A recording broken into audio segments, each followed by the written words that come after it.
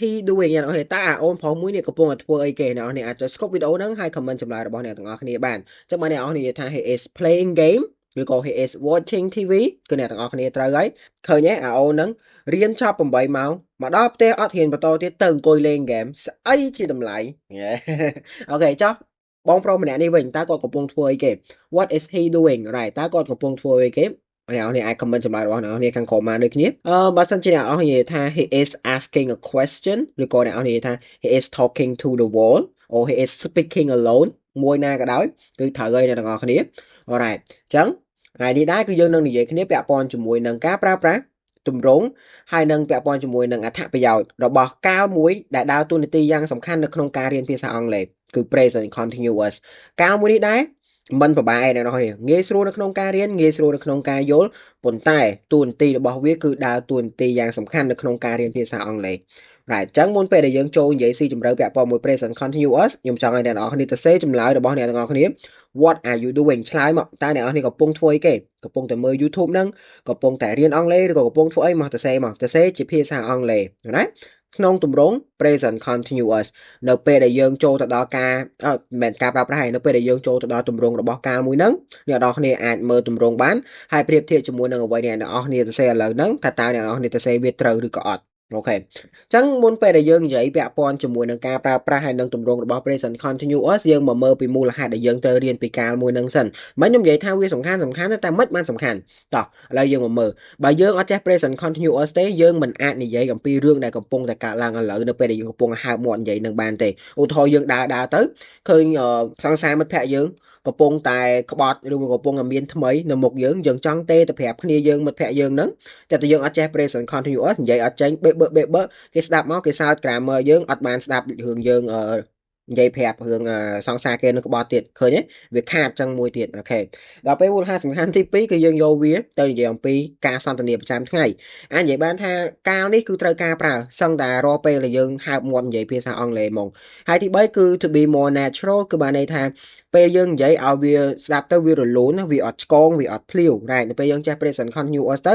យើងប្រើកាលហ្នឹងនៅចំកលៈទេសៈវាគឺស្ដាប់មកវាអត់ឆ្កងទេទី4គឺដើម្បីនិយាយរៀបរាប់អំពី temporary action និយាយពីសកម្មភាពដែលកើតឡើងជាបណ្ដោះអាសន្នសកម្មភាពកើតឡើងជាបណ្ដោះអាសន្នមិនឥឡូវយើងមើលវីដេអូនឹងឲ្យដល់ចប់អ្នកនរគ្នានឹងយល់អំពីការប្រើប្រាស់របស់ present continuous ហ្នឹងហើយអូខេអញ្ចឹងបងគេយើងមកមើលពាក់ព័ន្ធជាមួយនឹងការប្រើប្រាស់សិនអ្នកនរគ្នាត្រូវចាំបើយើងរៀនកាលគឺត្រូវចេះពីរហ្នឹងទី1ការប្រើប្រាស់ទី2គឺទម្រង់ពីរហ្នឹងត្រូវឲ្យចាំឲ្យច្បាស់ត្រូវក្តាប់ឲ្យជាប់ការប្រើប្រាស់ហ្នឹងគឺដើម្បីដឹងថាប្រើវាពេលណាដល់ពេលអាទម្រង់ហ្នឹងគឺដើម្បីដឹងថាប្រើវារបៀបណាអូខេចាឥឡូវ present continuous ការប្រើប្រាស់វាមាន3ទី1គឺនិយាយអំពីសកម្មភាពដែលកំពុងតែកើតឡើង actions happening at the moment of speaking ទី2គឺនិយាយអំពីសកម្មភាពជាបណ្ដោះអាសន្ន temporary action ទី3គឺនិយាយអំពីអនាគតទៀត future arrangement ដែលការរៀបចំសម្រាប់ថ្ងៃអនាគតអញ្ចឹងអ្នកនរគ្នាមកមើលទាំងអស់គ្នាតើ3ហ្នឹងគេប្រើប្រាស់វាមិនជា present continuous ហ្នឹង alright ឥឡូវការប្រើប្រាស់ទី1មិនណា right គេនិយាយថាយកវាទៅនិយាយអំពីសកម្មភាពដែលយើងកំពុងនិយាយបានន័យថាពេលយើងហើបមាត់និយាយសកម្មភាពនឹងកំពុងកើតឡើងកន្លែងនេះគេនិយាយថា Sarah is talking on her phone with Emma right now អញ្ចឹងបានន័យថាពេលយើងហើបប្របែមាត់និយាយអំពីប្រយោគមួយហ្នឹង Sarah ហ្នឹងគឺកំពុងតែអង្គុយនិយាយទូរស័ព្ទជាមួយនឹង Emma មែន right ឧទាហរណ៍ទី2គេនិយាយថា meanwhile her elder sister is watching a movie in the living room ស្របពេលគ្នាហ្នឹងស្របពេលយើងនិយាយស្របពេល Emma កំពុងនិយាយទូរស័ព្ទហ្នឹងបងស្រីរបស់នាងគឺកំពុងតែអង្គុយមើលរឿងនៅឯបន្ទប់ទទួលភ្ញៀវណាឃើញទេរឿងហ្នឹងទាំងអស់ហ្នឹងកើតឡើងនៅពេលដែលយើងកំពុងតែនិយាយអាហ្នឹងហើយគឺយើងប្រើប្រាស់ present continuous អញ្ចឹងបានមិនខ្ញុំសួរអ្នកនរគ្នាថា what are you doing អញ្ចឹងបានមិនខ្ញុំប្រើ present continuous សួរថាតើអ្នកនរគ្នាកំពុងតែធ្វើអ្វី right គឺបានន័យថាចម្លើយរបស់យើងគឺឆ្លើយនៅពេលដែលយើងកំពុងតែធ្វើវានឹងតែម្ដងអញ្ចឹងណា right ស្របពេលគ្នាបានន័យថាកើតឡើងឥឡូវហ្នឹងពេលនេះពេលកំពុងនិយាយហ្នឹង right ការប្រើប្រាស់ទី2គឺនិយាយអំពី temporary actions គឺអាចនិយាយបានថារឿងដែលកើតឡើងជាបណ្ដោះអាសន្នឧទាហរណ៍ឡើយនេះគេនិយាយថា Tay is staying at her parents house this week during her vacation អញ្ចឹងបានន័យថាក្នុងកំឡុងពេលវិស្សមការរបស់តៃហ្នឹងនាងគឺនៅផ្ទះរបស់ប៉ាម៉ាក់របស់នាងគឺបានន័យថានៅតាមកំឡុងពេលវិស្សមការហ្នឹងឯងចប់វិស្សមការគឺឈប់នៅហ្នឹងឯងទៅផ្ទះនាងវិញឬក៏ទៅសាកលវិទ្យាល័យនាងវិញឬក៏ទៅនៅកន្លែងផ្សេងវិញឃើញទេរឿងហ្នឹងគឺបណ្ដោះអាសន្នអូខេរឿងដែលបណ្ដោះអាសន្នរឿងដែលមានកម្រងនៅក្នុងការប្រែប្រួលឬក៏ផ្លាស់ប្ដូរហ្នឹងអាហ្នឹងហើយគឺយើងអាចប្រើ present continuous បានដូចគ្នា ទោះបីជារឿងហ្នឹងវាកើតហួសអាពេលដែលយើងកំពុងនិយាយឥឡូវហ្នឹងក៏ដោយឧទាហរណ៍ឡើយនេះមួយទៀតគេនិយាយថា Jake is working late shifts at a local cafe until he finishes his university ហើយបានន័យថា Jake កំពុងតែធ្វើការរ៉ែម៉ោងយប់វេនយប់នៅក្នុងហាងកាហ្វេ local cafe ហ្នឹងរបៀបថាហាងកាហ្វេដែលចង់និយាយថាខ្មែរយើងអ្នកបើកអញ្ចឹងណារ៉ែ local cafe ហ្នឹងវាមិនមែនហាងកាហ្វេធំរបៀប international របៀបអន្តរជាតិអីរបៀបថាខ្មែរយើងអ្នកបើកសម្រាប់អ្នកដែលនៅម្ដុំយើងនឹងឲ្យទៅអង្គុយញ៉ាំអង្គុយអីហ្នឹងរហូតដល់គាត់រៀនសាកលវិទ្យាល័យរបស់គាត់ចប់ឃើញទេអាហ្នឹងឯងគឺ temporary action អាហ្នឹងឯងគឺរឿងបណ្ដោះអាសន្នតែពេលគាត់ចប់ university គាត់ចប់សាកលវិទ្យាល័យគឺគាត់ឈប់ធ្វើការនៅហាងកាហ្វេហ្នឹងហើយ right ឃើញទេរឿងដែលមានគម្រោងការនៅក្នុងការប្រែប្រួលរឿងដែលគាត់គ្រាន់តែកើតឡើងបណ្ដោះអាសន្នទាំងអស់ហ្នឹងហើយគឺយើងប្រើប្រាស់ present continuous ការប្រើប្រាស់ទី3គឺយើងយកវាទៅនិយាយអំពី future arrangement គឺបានន័យថាការរៀបចំទុកសម្រាប់ថ្ងៃអនាគតតែគឺបានន័យថា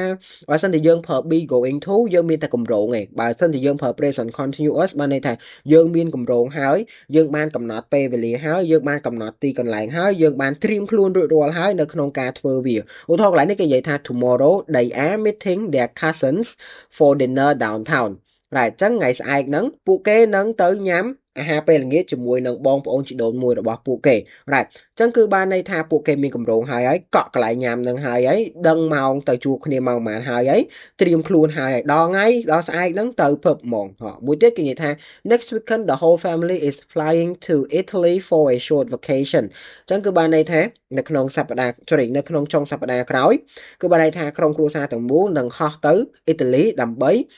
វិស្មការដ៏តូចមួយឬក៏ដាក់ទៅដំណើរកំសាន្តតូចមួយអញ្ចឹងទៅ right ឃើញទេអានេះគឺបានន័យថារឿងហ្នឹងកើតឡើងនៅក្នុងពេលថ្ងៃសៅរ៍អាទិត្យក្រោយនោះទេប៉ុន្តែដោយសារតែគាត់មានកម្រងហើយគាត់ឧទាហរណ៍ប្រហែលគាត់កក់សម្បោយន្តហោះហើយត្រៀមកៅអៅឲ្យហើយអាហ្នឹងយើងអាចប្រើ present continuous បានមិនបាច់ប្រើ be going to ទេអានេះអាចនិយាយបានថាជាកម្រិតគីឡូធនមួយកម្រិតខ្ពស់មួយនៃការប្រើប្រាស់ present continuous ហើយតែអ្នកនរគ្នាត្រូវចាំថា substantive verb ឬមួយក៏ non action verb គឺកិរិយាសព្ទដែលពុំមានសកម្មភាពអាទាំងអស់ហ្នឹងគឺមិនអាចប្រើជាមួយនឹង present continuous បានទេដូចជាគេដូចជា sense ញៀនផងយើងហ្នឹងណា right ញៀនឮឃើញអីទាំងអស់ហ្នឹងគឺមិនមានសកម្មភាពទេយើងបើកភ្នែកមកគឺយើងឃើញអូតូហ្មងយើងអត់មានបានប្រើកម្លាំងភ្នែកយើងទៅមើលទេវាឃើញអូតូអារឿងញៀនរបស់យើងទាំង5ហ្នឹងគឺយើងមិនប្រើជាមួយនឹងpresent continuous ទេអញ្ចឹងស្ដាប់ឮប៉ះដឹងភ្លក់ដឹងមើលឃើញហើយនឹងធំក្លិនតែ5ហ្នឹងគឺអត់ប្រើជាមួយនឹង present continuous បានទេអត់អាចនិយាយបានថា I am hearing អត់អាចនិយាយបានថា I am seeing a dog បានទេ right ប្រភេទទី2កិរិយាសព្ទប្រភេទទី2ដែលយើងមិនអាចប្រើជាមួយនឹង present continuous បានប្រភេទ non action ឬក៏ stative verb នឹងទៅដែរគឺរបៀប opinion មតិយោបល់របស់យើងគឺមិនអាចប្រើជាមួយ present continuous ទេអានេះគឺជាការប្រើប្រាស់របស់ present simple តែម្ដងហើយពាក្យថា believe ពាក្យថា doubt ពាក្យថា feel ហ្នឹងគឺមិនប្រើជាមួយនឹង present continuous ទេមួយទៀត mental states ពាក្យថា forget remember know emotion អារម្មណ៍របស់យើង fear dislike hate love like អីទាំងអស់ហ្នឹងពេលដែលយើងឃើញគឺមិនអាចប្រើជាមួយនឹង present continuous បានទេ right ប៉ុន្តែអ្នកនរនេះត្រូវប្រយ័ត្នមិញក្នុងនេះគេមានពាក្យថា taste នេះគេឃើញមានពាក្យ taste ទេ right ប៉ុន្តែដល់ពេលកន្លែងនេះគេនិយាយថា the shelf is tasting the food right ហើយវិញដោយសារអីដោយសារពាក្យ taste នឹងមួយមានន័យពីរ right ពាក្យនឹងមួយមានន័យពីរអូខេគឺកន្លែងនេះបកប្រែមកថាភ្លក់right មិនមែនបកប្រែមកថាមានរសជាតិទេគឺបកប្រែមកថាភ្លក់អញ្ចឹងបើសិនជាវាចូលន័យទី2របស់ពាក្យថា taste ដែលមានន័យថាភ្លក់ហ្នឹងគឺអ្នកទាំងអស់គ្នាអាចប្រើ present continuous បានប៉ុន្តែបើវាចូលន័យទី1ដែលវាជាញៀនផងយើងឧទាហរណ៍ថាយើងដាក់ម្ហូបចូលមាត់ទៅវាមានរសជាតិឃើញទេអាហ្នឹងវាអូតូហ្មងអាមានរសជាតិក្នុងមាត់យើងហ្នឹងវាអូតូហ្មងអញ្ចឹងអាហ្នឹងក៏អាចប្រើ present continuous បានដែរតែដល់ពេលអាភ្លក់នេះអាហ្នឹងប្រើបានដោយសារតែយើងសកម្មភាពមានសកម្មភាពទំពាមានសកម្មភាពភ្លក់មានសកម្មភាពប្រើដាក់ផងយើងហ្នឹងទៅដឹងរសជាតិ right អាហ្នឹងគឺយើងប្រើ present continuous បានអាហ្នឹងមិនមែន stative verb ទេអានេះ action verb ធម្មតាដល់ពេលអានេះបាន non action verb ខមួយទៀតពាក្យ C នេះមិនខ្ញុំឲ្យឧទាហរណ៍នេះនៅក្នុងញៀនផងយើងដូចគ្នាតែក្នុងញៀនផងយើងដូចគ្នា right គឺយើងមិនអាចប្រើជាមួយនឹង present continuous បានទេប៉ុន្តែ C ខាងក្រោមនេះប្រើបានមូលហេតុអីមូលហេតុ C ខាងលើនេះគឺជាការបកប្រែន័យទី1របស់ពាក្យថា C បានន័យថាឃើញ right ខ្ញុំកំពុងតែឃើញស្វានៅពីមុខខ្ញុំខុស right ប្រើ present continuous បានទេដោយសារឃើញអត់មានសកម្មភាពទេឃើញវាគ្រាន់តែជា perception វាគ្រាន់តែជាញៀនផងយើងបើកភ្នែកមកវាឃើញហ្មង right ប៉ុន្តែនៅពេលខាងក្រោមនេះ I am seeing John this weekend ខ្ញុំនឹងជួប John នៅក្នុងថ្ងៃចុងសប្តាហ៍នេះ see កន្លែងនេះបងប្អូនថាជួបវិញជួបប្រើពាក្យហ្នឹងស្មើពាក្យថា meet right មិនមែនញៀនឃើញទៀតទេ right អាហ្នឹងឯងគឺជាមូលហេតុដែលយើងអាចប្រើពាក្យ C នឹងជាមួយនឹង present continuous បានដោយសារតែយើងបកប្រែនៅក្នុងន័យទី2របស់វា right ឥឡូវយើងកន្លែងមើលពាក់ព័ន្ធជាមួយទម្រង់របស់ present continuous អញ្ចឹងទម្រង់របស់ present continuous វាមាន3ដូចទៅនឹងការផ្សេងទៀតដែរវាមានប្រយោគស្របប្រយោគបដិសេធនិងប្រយោគសំណួរអញ្ចឹងអ្នកទាំងអស់គ្នាមិញខ្ញុំឲ្យអ្នកទាំងអស់គ្នាទៅសេចម្លើយរបស់អ្នកទាំងអស់គ្នាអញ្ចឹងចម្លើយរបស់អ្នកទាំងអស់គ្នាត្រូវមានប្រធាន right អញ្ចឹងសំណួរផងខ្ញុំដែលសួរអ្នកទាំងអស់គ្នាមិញ what are you doing right អូខេអញ្ចឹងសំណួររបស់យើងមិញដែលយើងបានសួរអ្នកទាំងអស់គ្នាគឺខ្ញុំបានសួរថា what are you right what are you doing right what are you doing អូខេចឹងចម្លើយរបស់អ្នកទាំងអស់គ្នាគឺត្រូវចាប់ផ្ដើមឡើងដោយមានប្រធានមួយឃើញទេ subject ចឹងប្រយោគស្របរបស់ present continuous គឺចាប់ផ្ដើមឡើងដោយ subject ចឹងនៅពេលដែលខ្ញុំសួរអ្នកទាំងអស់គ្នា what are you doing តើអ្នកកំពុងតែធ្វើអ្វីគេនៅពេលអ្នកទាំងអស់គ្នាឆ្លើយមកវិញគឺឆ្លើយនៅដោយ subject ខ្ញុំប្រើប្រធានខ្ញុំចឹងជាភាសាអង់គ្លេស I right បន្ទាប់ពីអ្នកទាំងអស់គ្នាជ្រើសរើសប្រធានហើយនៅពេលអ្នកទាំងអស់គ្នារើស subject ហើយគឺអ្នកទាំងអស់គ្នាត្រូវរើសមួយក្នុងចំណោម am is ឬក៏ are អ្នកទាំងអស់គ្នាអាចមើលមកកន្លែងនេះបាននេះគឺបានន័យថា I ប្រើជាមួយនឹង am he she it ប្រើជាមួយនឹង is singular subject ក៏ប្រើជាមួយនឹង is ដែរ right singular subject គឺបានន័យថានាមដែលមានតែមួយ right ឧទាហរណ៍ពាក្យថា my dog នៅពេលដែលអត់មាន s ចឹងគឺយើងប្រើជាមួយនឹង is okay my dog right នៅពេលដែល you we they ហើយនឹង plural subject right plural នៅពេលដែលមាន s ម្ដង my dogs គឺយើងប្រើជាមួយនឹង are ឧទាហរណ៍ right ចឹង my dogs កន្លែងនេះខ្ញុំលើកឧទាហរណ៍នឹងឡើងមកដោយសារតែចង់បង្ហាញថានេះវាមាន s នេះនៅពេលដែលវាមាន s ចឹងគឺយើងប្រើជាមួយនឹង are នៅពេលដែលវាអត់មាន s គឺយើងប្រើជាមួយនឹង is អូខេចឹងមិននិយាយគ្នាហើយ subject I ប្រើជាមួយនឹង am ចឹងអ្នកនរអាចដាក់ am មកបន្តមកទៀតគឺអ្នកនរត្រូវប្រើកិរិយាសព្ទ verb ing គឺយើងមិនមែនប្រើកិរិយាសព្ទ verb 1មិនមែនប្រើកិរិយាសព្ទ verb 2ឬក៏ verb 3ទេគឺ verb ing ចឹងបើអ្នកនរចង់និយាយថាខ្ញុំកំពុងតែមើលវីដេអូចឹងយើងអាចដាក់ពាក្យមើលមក watch ក៏ដាក់ C ណា C មិនបកមកថាមើលទេ C បកមកថាឃើញ I am watching the video right ខ្ញុំកំពុងតែមើលវីដេអូមួយហ្នឹងឬក៏អ្នកនរចង់និយាយថាខ្ញុំកំពុងតែរៀនភាសាអង់គ្លេសអញ្ចឹងដូចគ្នា I am ហើយដូរពី watching ហ្នឹងទៅដាក់ study right studying studying in English អូខេ right ខ្ញុំកំពុងតែរៀនភាសាអង់គ្លេសអូខេអញ្ចឹងគឺអ្នកទាំងអស់គ្នា note អញ្ចឹងគឺអ្នកទាំងអស់គ្នាឆ្លើយអញ្ចឹងនៅក្នុង present continuous គឺយើងប្រើវាអញ្ចឹងគឺចាប់ដើមដោយប្រធាន subject បូកជាមួយនឹង am is are បូកជាមួយនឹង verb ing បូកជាមួយនឹង object ដល់ពេលអ្នកទាំងអស់គ្នាចង់ដូរវាទៅជាប្រយោគបដិសេធវិញគ្រាន់តែបន្ថែម not ពីខាងក្រោយ am is ឬក៏ are មកគឺបានហើយអីផ្សេងទៀតដូចគ្នាទេឃើញទេប្រធានដូចគ្នា verb ing ដូចគ្នា object ដូចគ្នាទាំងអស់ right ប្រធានកិរិយាសព្ទ verb ing កម្មបត្តិដូចគ្នាទាំងអស់ខុសគ្នាត្រង់ថាយើងដាក់ not ពីខាងក្រោយ am is are អញ្ចឹងកន្លែងនេះបើសិនជាអស់នេះចង់ដូរទៅប្រយោគបដិសេធយើងគ្រាន់តែដាក់ not ពីខាងក្រោយនឹងមកតែគ្រាន់ដាក់ not មក right I am not studying English I am not watching the video ឃើញអត់គ្រាន់តែយើងដាក់ not ពីខាងក្រោយ am នឹងមកគឺយើងទៅជាប្រយោគបដិសេធហើយ right អញ្ចឹងពាក្យ am not អត់មានទម្រង់កាត់ទេយើងត្រូវសេពេញ am not ហ្មងដល់ទៅពេលពាក្យ is not យើងអាចទៅសេ isn't បានពាក្យ are not យើងអាចទៅសេពាក្យថា aren't បានដូចគ្នា right គឺអ្នកនរគ្នាអាចប្រើអញ្ចឹងបានដល់ពេលប្រយោគសំណួរវិញគឺអ្នកទាំងអស់គ្នាអាចមើលកន្លែងនេះបានគឺយើងគ្រាន់តែបដូរទីតាំងរបស់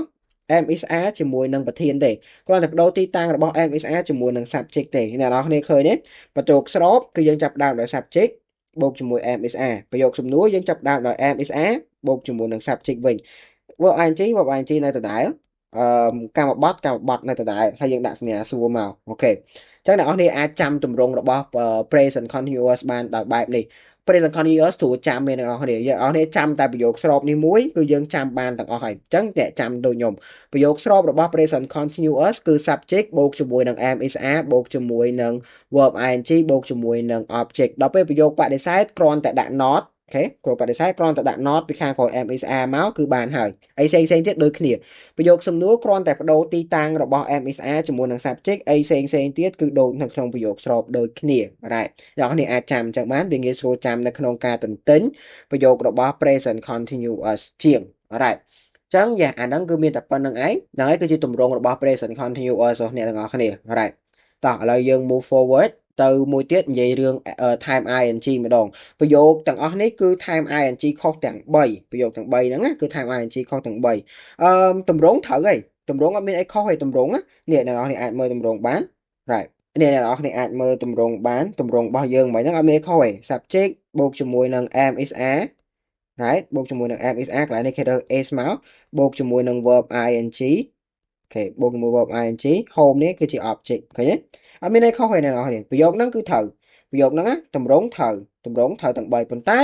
ចំពោះការ time ing នេះគឺខុសទាំង3វិញ right ចំពោះការ time ing គឺខុសទាំង3ឥឡូវយើងកន្លែងមកមើលមូលហេតុអីដែលវាខុស right ចឹងគឺការ time ing នេះគឺខុសតម្រងហើយ right គឺខុសតម្រងហើយឥឡូវយើងមកមើលពាក់ព័ន្ធជាមួយនឹង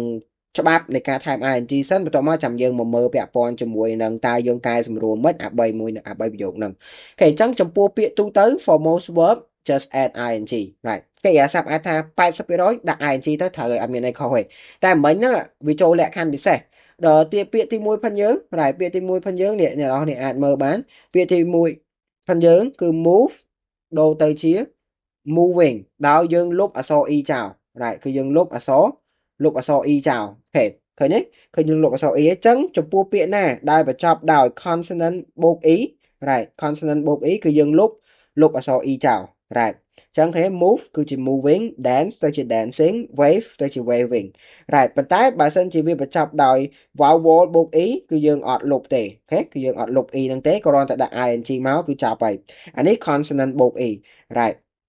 ឃើញទេ consonant បូក e អូខេ consonant បូក e គឺយើងត្រូវលុប e ចោល vowel បូក e នេះ vowel វាមាន a e i o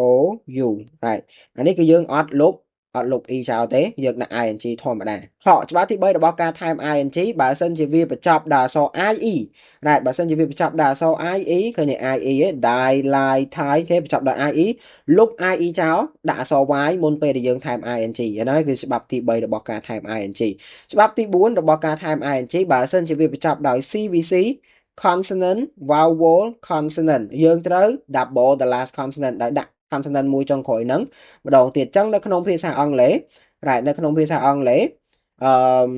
consonant វាមានច្រើន vowel មានតែ5ឯងមាន a e i o u right vowel ណាអូខេចូលដល់ច្បាប់ទី4របស់ការ time ing គឺនៅពេលដែលវាបញ្ចប់ដោយ cvc consonant vowel consonant គឺយើងត្រូវ double the last consonant នេះដាក់ consonant មួយចុងក្រោយនឹងម្ដងទៀតមុនពេលដែលយើង time ing ឃើញទេនេះអានេះ c consonant u នេះ v vowel n នេះ c consonant មិញខ្ញុំប្រាប់ហើយvowel នៅក្នុងភាសាអង់គ្លេសមាន a e i o OU មាន5ហ្នឹង consonant វាមានច្រើនអញ្ចឹងអ្នកនរគ្នាចាំមក vowel 5ហ្នឹងទៅកាត់តែ5ហ្នឹងគឺសិតតែ consonant ទាំងអស់ហើយអញ្ចឹងគឺយើងត្រូវ double the last consonant អាហ្នឹងគឺច្បាប់ទី4នៅក្នុងការ time ing right ដល់ពេលច្បាប់ទី5នៅក្នុងការ time ing វិញនៅពេលដែលវាបញ្ចប់ដោយ cv បន្តមកទៀតអាខាងក្រោយហ្នឹង c ដូចគ្នា consonant ដូចគ្នាប៉ុន្តែលើកនេះ consonant នឹងបញ្ចប់ដោយអក្សរ y x w ហើយនិងអក្សរ l right គឺពេលដែលវាបញ្ចប់ដោយ consonant 4នេះគឺយើងអត់យកតាមច្បាប់មិញ CVC នេះទៀតទេគឺយើងដាក់ ing ធម្មតា right ដាក់ ing ធម្មតានៅពេលដែលចប់ដោយ w x y right l នេះខ្ញុំដាក់វងកញ្ចក់ដោយសារតែជួនកាលដាក់ជួនកាលអត់ដាក់ right គឺវាតាមកលៈទេសៈតាមពាក្យយើងជួបមួយចំណាំមួយអាហ្នឹងអូខេ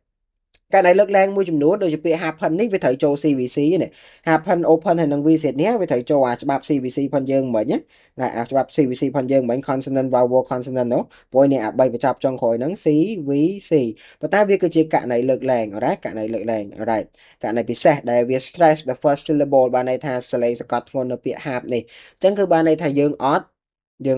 double the last consonant ទេគ្រាន់តែ time ing ធម្មតាទេ alright អញ្ចឹងអាហ្នឹងយើងជួបមួយចំណាំមួយទៅអ្នកនរគ្នា